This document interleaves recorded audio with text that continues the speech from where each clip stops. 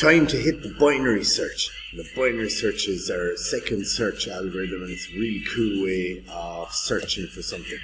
So what's the story with the binary search? Well, some keywords here that we need to be aware of: list, repeat, midpoint, binary search, and index. So index, of course, is when you're trying to maybe move through some sort of list of items and you want to try and keep track of your index, where you are, where you're going, your low, your high, this and that. Of course, your list. Repeat means you might have to repeat something or carry out the same number of steps again.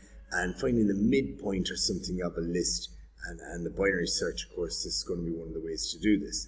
So an overview of the binary search algorithm. There's a video by Craig and Dave, which I advise you to have a look at and see can you make sense of.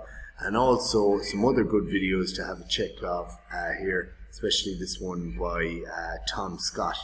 And he does some interesting stuff with the binary search there, a bit of crack going on in there. So please have a look at them before you go any further, and see you in the next video for some further work in the binary search.